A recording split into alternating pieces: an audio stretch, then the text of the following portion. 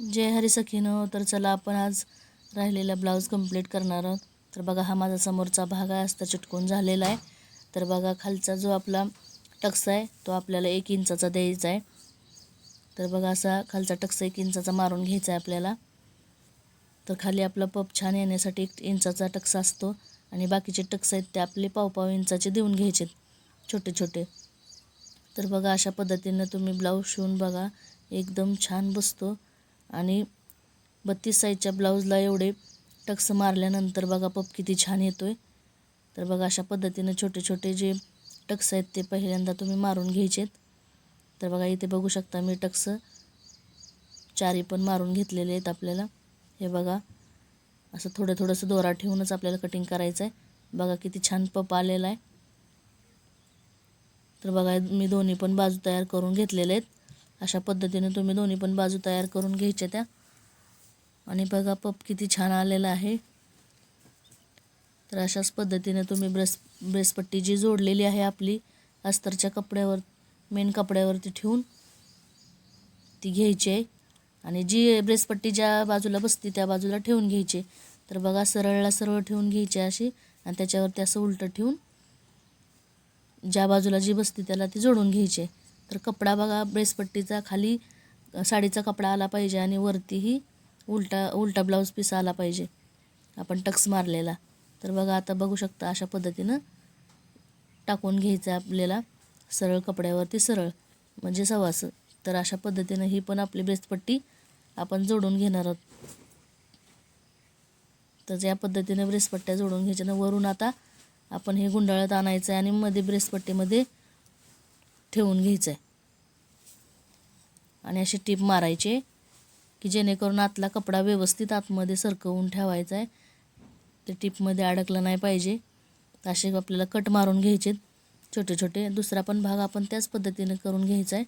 तर बघा असं वरतूनच गुंडाळत आणायचं आणि बरोबर ब्रेसपट्टीमध्ये ठेवून घ्यायचं आहे आणि त्याच्यावरती ब्रेसपट्टी एकमेकावरती टाकून परत जोडून घ्यायचं आहे आपल्याला.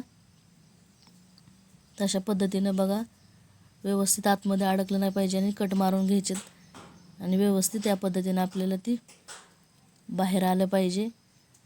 बघा आता कुठं कपडा अडकलेला नाही, त्यामुळं असं फिनिशिंग येण्यासाठी आपण खालच्या साईडला टीप मारून घ्यायची व्यवस्थित करून. कुठे कपडा आपला अडकला नसल्यामुळं छान व्यवस्थित फिटिंग येणार आहे. तर बघा आता आपण काय करायचं आहे, वरती गुंडीपट्टीकडल्या साईडला आपण थोडंसं टीप मारून घ्यायची, कारण ते आपल्याला साडीचा कपडा हलला नाही पाहिजे. तर बघा खालच्या साईडला राहिलेलं पण बाजूचं कटिंग करून घ्यायचं. बघा किती छान पप आलेलं आहे. तर दुसऱ्या साईडला पण त्याच पद्धतीनं आपण टीप मारून घ्यायचे. तर अशा पद्धतीनंच टीप मारून घेतल्यानंतर फिनिशिंग छान येते. बघा साईडला पण आपण समोरच्या साईडला पण अशी टीप मारून घ्यायची, क्रॉसमध्ये थोडंसं कटिंग करून घ्यायचं आहे जेणेकरून साडीचा कपडा कमी जास्त होऊ शकतो. तर बघा पाठीमागचं पण जेवढं आहे तेवढं कटिंग करून घ्यायचं आहे. तर बघा किती छान पप आलेला आहे, तुम्ही बघू शकता. तर बघा आता आपण अस्तरचा कपडा घ्यायचा आहे आणि पाठीची पट्टी पण आपल्याला काढायची आणि गुंडीपट्टी पण, आयपट्टी पण आपल्याला काढायची. तर आता आपण आयपट्टी आणि ही पट्टी काढून घेऊया. हुकलूकसुद्धा म्हणू शकता तुम्ही आणि गुंडीपट्टी आणि काजपट्टी पण म्हणू शकता. तर अशा पद्धतीनं 2 पट्ट्या काढून घ्यायच्या त्या. तर ह्या ब्लाऊजला आपल्या हुक आहे म्हटल्यानंतर हुक आणि लूकपट्टीचं आहे. तर बघा ब्लाऊजच्या खाली आपल्याला पहिल्यांदा ब्लाऊज सवासा ठेवायचा आणि पट्टी खालच्या साईडला ठेवायची. तर बघा अशा पद्धतीनं आपण टीप मारून घ्यायची. खाली 1 इंच कपडा ठेवायचा आहे आणि ते कपडा आपल्याला फोल्ड करायचा आहे पट्टीची बाजू, आणि नंतर पट्टी आपल्याला वरती काढायची. बघा पहिल्यांदा एक फोल्ड मारायचा आणि दुसऱ्या फोल्डला आपल्याला ब्लाऊजवरती ठेवून घ्यायचं आहे. तर अशा पद्धतीने ब्लाऊजवरती ठेवून पट्टी घेतल्यानंतर आपल्याला आयपट्टी तयार होते. तर बघा राहिलेलं असं आपण गळ्याच्या आकाराने कट करून टाकायचं. तर बघा आणि इथं आपण आय करणार आहोत. तर बघा ही दुसरी पट्टी आपल्याला घ्यायची दुसऱ्या भागासाठी आणि ती पट्टी आपल्याला ब्लाऊजच्या वरतून लावून घ्यायची. आपल्याला ब्लाऊज सरळ ठेवायचा आहे आणि पट्टी वरून उलटी ठेवायची आणि बघा एक दाब टीप मारून घ्यायची आपल्याला आणि ती पट्टी आपल्याला आतल्या साईडला फोल्ड करायची. तर तुम्ही बघू शकता मी अशा पद्धतीनं आतल्या साईड फोल्ड करून घ्यायचे. तर अशा पद्धतीनं वरून एक टीप मारून घ्यायची. तर आपल्याला फिनिशिंगसाठी आकार छान येतो. आणि राहिलेला कपडा कटिंग बघा तर किती छान फिनिशिंग आलेली आहे. गळा पण आलेला आहे गोल आपला. थोडासा आकार देऊन घ्यायचा आपल्याला ती पट्टी जास्त झाली तर आपल्याला ती थोडीशी कटिंग करून घ्यायची आहे. आणि ह्याच पद्धतीनं आपण दोन्ही भाग तयार करून घेतलेत. बघा सरळ सरळ आलेले आहेत. तर हे आपण बाजूला ठेवून घेऊया. आता अस्तरचा कपडा घेऊया आता आणि नंतर आपल्याला गळ्याच्या पट्ट्या काढायच्यात. तर क्रॉस कपड्यावरतीच आपण गळ्याच्या पट्ट्या काढून घ्यायच्यात. तर बघा इथं माझा असा क्रॉस कपडा आहे. तर मी इथं गळ्याच्या आपल्याला हातशिलाईची पट्टी दाखवणार आहे कशी करायची ती, कारण गोट कसा करायचा ते मी अगोदरच्या व्हिडिओमध्ये तुम्हाला दाखवलेलं आहे. तर आता मी इथं पट्ट्या काढून घेतलेल्या 2-3 आणि त्या पट्ट्या मी एकमेकांवरती ठेवून मी पट्टी कशी ठेवून जॉईंट करायची ते पण मी तुम्हाला अगोदरच्या व्हिडिओमध्ये दाखवलेलं आहे. तर अशा पद्धतीनं पट्ट्या क्रॉस जोडून घ्यायच्यात. हे बघा अशा पद्धतीनं ह्या पट्ट्या पूर्ण अशा जोडून घ्यायच्यात आणि परत पट्टी अर्धा इंच फोल्ड करायचे, किंवा तुम्ही जेवढी घेतलेली असेल त्याच्यापेक्षा निम्मी फोल्ड करायची आणि निम्मी ठेवायचे. तर बघा अशा पद्धतीनं फोल्ड करून घेतल्यानंतर परत कुठं कमी जास्त असेल तर कटिंग करून घ्यायचं आपल्याला. आणि गळ्याच्या साईडला समोरचा गळा आहे ना त्या साईडला आपण जोडून घेणार पट्टी. तर ब्लाऊज खाली सवासा ठेवायचा आणि पट्टी उलटी ठेवायची आहे वरती. आणि बघा जिथं गोल आकार आहे ना आपला तिथं थोडंसं छोटे पट्टीला आपण चून मारून घ्यायचे. तर ती व्यवस्थित गळ्याच्या साईडला गोलमध्ये फोल्ड होतं, परत ती चून घेतलेल्या व्यवस्थित बसतात. तर बघा आपण डापटीप पण एक मारून घ्यायची त्याच्यावरती पट्टीवरती.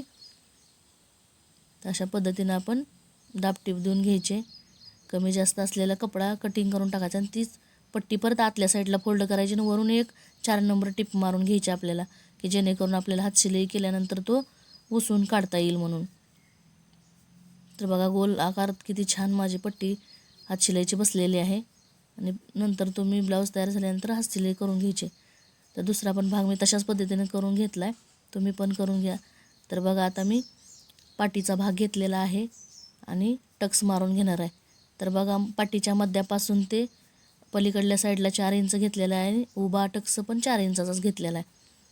तर तुम्ही म्हणसान हे 4 इंच आणि हे पण 4 इंच कशासाठी, तर बघा ज्या त्या गळ्याच्या उंचीवरती ठरवलेलं असतं.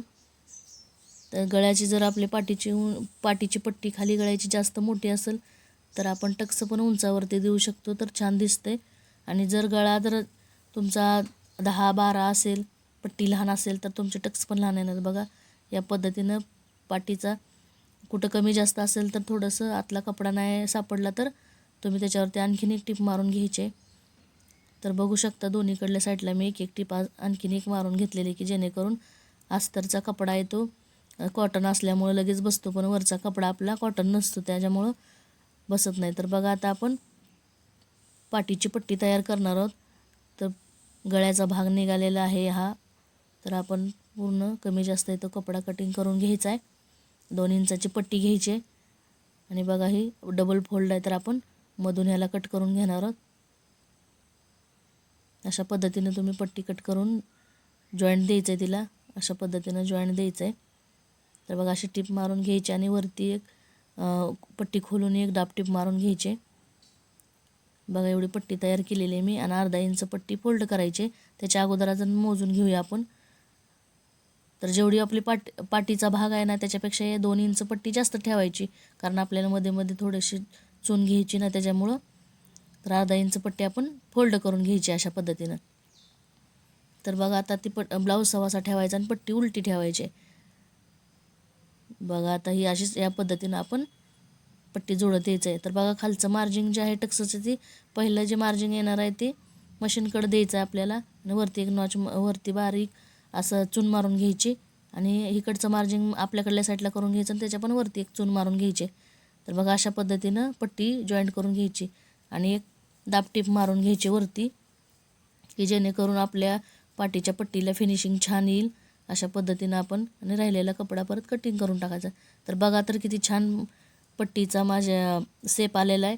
तर तीच पट्टी आपण आतल्या साईडला दुमडून घ्यायची आणि वरती एक 4 नंबरची शिलाई मारून घ्यायची, की जेणेकरून अस्तर आपण जॉईंट केलेली पट्टी आणि अस्तरची तिला आपण हात शिलाई करून घेणार आहे नंतर, तर आपली फिनिशिंग छान दिसते.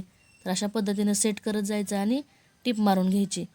तर बघा असं पाठीची पट्टी किती छान तयार झाली. चला तर भेटूया पुढच्या व्हिडिओमध्ये.